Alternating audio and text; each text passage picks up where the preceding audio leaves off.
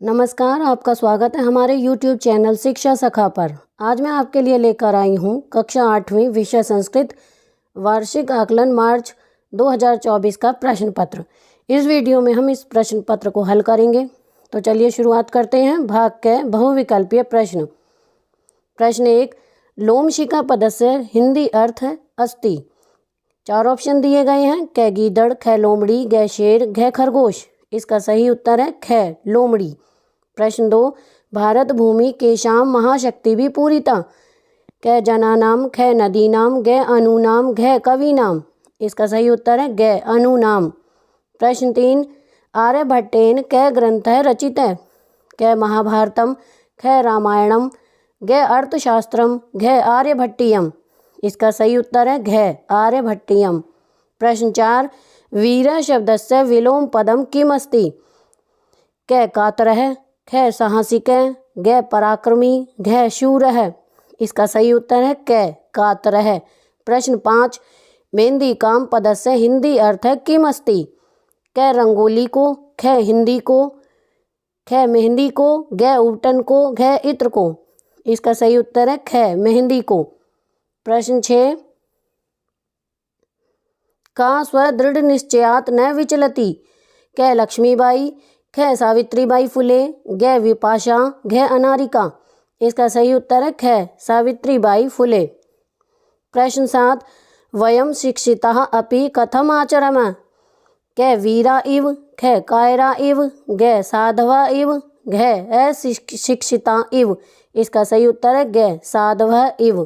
प्रश्न 8, इयम धरा कई स्वर्णवद भाति। कै सस्यई, खे रत्नई, घै जलई, घै वीरई। इसका सही उत्तर है कै सस्यई। प्रश्न 9, अत्र किम सदैव सुपूर्णम अस्ति। कै स्वर्ण भांडम, खे रजत भांडम, घै खाद्यान्न भांडम, घै रतन भांडम। इसका सही उत्तर है घै खाद्यान्न भांडम। प्रश्न 10, अस्माकं प्रथमोपग्रहस्य नाम किम। कै आर्यभट्ट, खे भास्करः, घै चंद्रयानः, घै मंगलयानः। इसका सही उत्तर है कै आर्यभट्ट। प्रश्न 11, भारत स्वर्ण भूमि कुत्र राजते। कै गगने, खे शितौ, घै समुद्रे, घै पर्वते। इसका सही उत्तर है खे शितौ। प्रश्न 12, शिखी नाम शब्दस्य हिंदी अर्थ है किम। कै कबूतर की, खे शेरों की, घै मोरों की, घै वीरों की। इसका सही उत्तर है घै मोरों की। प्रश्न 13, आर्यभट्ट कै आसीत। कै चिकित्सक है, खे शिल्पकार है, घै संगीतकार है, घै गणित ज्योतिर्विज। इसका सही उत्तर है घै गणित ज्योतिर्विज। प्रश्न 14, तक्रम पदस्य को अर्थ है। कै छाछ, खे शहद, घै दही, घै दूध। इसका सही उत्तर है कै छाछ। प्रश्न 15, हरिता पदस्य को अर्थ है। कै लाल, खे हरे, घै काले, घै पीले। इसका सही उत्तर है खे हरे। भाग ख वस्तुनिष्ठ प्रश्न। प्रश्न 16, कस्य यशः नश्यति। इसका उत्तर है लुब्धस्य, यानी लालची व्यक्ति का यश नष्ट हो जाता है। प्रश्न 17, गुहाया स्वामी कै आसीत। श्रृगाल है, गुफा का स्वामी श्रृगाल था। प्रश्न 18, कस्मिन् उद्योग वृक्ष पूज्यन्ते। इसका सही उत्तर है कर्गदो उद्योग। प्रश्न 19, पति के विषमः प्रखरा। इसका उत्तर है पाषाणः। प्रश्न 20, बद्री गुल्मानाम पृष्ठे का नीलीना आसीद। इसका उत्तर है लोमशिखा। प्रश्न 21, राकेशस्य कार्यालय का निश्चिता। इसका उत्तर है गोष्ठी। प्रश्न 22, प्राचीन ऐतिहासिक का स्वाधीना आसन। इसका उत्तर है सप्तभगिन्य। प्रश्न 23, कीदृशं जलम पिबेत। इसका उत्तर है वस्त्रपूतम। प्रश्न 24, मेधान दृष्ट्वा के नर्तयन्ति। इसका उत्तर है मयूरः। प्रश्न 25, समदर्शन जन सर्वभूतानि कुत्र पश्यति। इसका उत्तर है आत्मनि। भाग्य। प्रश्न 26, संधि विच्छेदम कुरुत। कै सहसैव बराबर सहसा जमा एव। कै परामर्शानुसारम बराबर परामर्श जमा अनुसारम। घै अधुनैव बराबर अधुना जमा एव। घै प्रवतो अपि बराबर प्रवतः जमा अपि। प्रश्न 27 संधिम कुरुत कै ग्रंथः जमा अयम, इसका बनेगा ग्रंथो अयम। ख प्रथम उपग्रहस्य, इसका बनेगा प्रथमोपग्रहस्य। ग ने जमा अनम, इसका बनेगा नयनम। घ योग युक्त जमा आत्मा, इसका बनेगा योग युक्त आत्मा। प्रश्न 28 संस्कृत भाषायाम अंकान समायोज्यत कै 66, 66 का इधर राइट साइड बनेगा षष्ठी। ख 82, इसका बनेगा द्व्यशीति। ग 74, इसका बनेगा चतुस्सप्तति। घ 63, इसका बनेगा त्रयष्ठी। प्रश्न 29 विलोम पदानि योज्यत कै स्वीकीयम, इसका बनेगा परकीयम। ख भीति, इसका बनेगा साहसः। ग अनुरक्ति, इसका बनेगा विरक्ति। घ गमनम, इसका बनेगा आगमनम। प्रश्न 30 भिन्न प्रकृतिकम चुनुत कै दम्भः दर्पः अभिमानः अज्ञानम, इसमें अज्ञानम अलग है। ख समदर्शनः योगः रिपु आत्मन, इसमें आत्मन अलग है। ग यह सह प्रिय क, इसमें प्रिय अलग है। घ कामः क्रोधः योगः आशा, इसमें आशा अलग है। प्रश्न 31 तद्भव शब्दानां कृते संस्कृत पदानि चुनित कै कड़वा, इसका होगा कटु। ख पूंछ, इसका होगा पुच्छः। ग लोभी, इसका होगा लुब्धः। घ मधुमक्खी, इसका होगा मधुमक्षिका। प्रश्न 32 संस्कृत शब्दानां कृते तद्भव शब्दान चुनुत कै दूध, इसका होगा दुग्धम। ख साथ, इसका होगा सह। ग भाई, इसका होगा भ्राता। घ कुआं, इसका होगा कूपः। प्रश्न 33 कोष्टके प्रदत्त विपरीतार्थक पदानि चित्वा अधोलिखित पदानां समक्षे लिखत बंधु ज्ञानम बंधु न्यूनः। कै रिपु, इसका होगा बंधु। ख अधिक, इसका होगा न्यूनः। ग अज्ञानम, इसका होगा ज्ञानम। ग मुक्तः, इसका होगा बंधः। भाग ग लघु उत्तरात्मक प्रश्न। प्रश्न 34 अधोलिखितेषु वाक्येषु कर्तरिपदम क्रियापदम च चित्वा लिखत यथा संतः मधुर सूक्त रसम सृजंती, इसमें है संतः और सृजंती। कै गुणगेषु गुणः भवन्ति, इसमें गुणा भवन्ति। ख मधुमक्षिका माधुर्यम जनेत, इसमें है मधुमक्षिका और जनयेत। कै नद्य समुद्रम आसाद अपेया भवन्ति, इसमें है नद्य और भवन्ति। प्रश्न 35 उदाहरण के अनुसार कोष्टक में दिए गए पदों में चतुर्थी विभक्ति का प्रयोग करके रिक्त स्थानों को पूरा करें। यथा भिक्षुकाय धनम ददातु। ख डैश पुस्तकम देहि, इसमें छात्रा का आएगा छात्राय। ख अहम डैश वस्त्रम वस्त्राणि ददामि, इसमें आएगा निर्धन में निर्धनाय, चतुर्थी विभक्ति लगेगी। ग रमेश डैश अलम, इसमें आएगा सुरेशाय। प्रश्न 36 उदाहरण मनुसृत्य विशेषण विशेष्य मेलनम कुरुत। यथा संपूर्ण भारत, इसमें आएगा संपूर्ण भारत। कै परिवर्तिनी ज्ञानम, इसमें जो बाद में पूर्ण विराम लगा हुआ है उसे हटा देंगे तीनों में ही। महान काले और उसी तरह मौखिक उपकार है, मौखिक कम उपकार है। प्रश्न 37 उचित कथनानां समक्षम आम अनुचित कथनानां समक्षम न इति लिखत। कै पुरतः चरणम निदेहि, इसमें आएगा आम। ख निज निकेतनम गिरि शिखरे अस्ति, इसमें आएगा आम। ग स्वीकीयम बलम बाधकम भवति, इसमें आएगा न, ये गलत लिखा हुआ है यहाँ पर। घ पथि हिंसा पशवा न संति, इसमें आएगा न। ग गमनम सुकरम अस्ति, इसमें आएगा न। च आएगा सदैव अग्रे एव चलनीयम, इसमें आएगा आम। प्रश्न 38 सलोकांशान योज्यत कै स्तंभ ख स्तंभ। नंबर 1 वायुर्नावम इवाम भसी, इसका आएगा तदस्य हरति प्रज्ञाम। दूसरा वैराग्येण च गृह्यते, इसमें आएगा अभ्यासेन तु कौन्तेय। नंबर 3 सर्वत्र समदर्शनः, इसमें आएगा ईशते योग युक्तात्मा।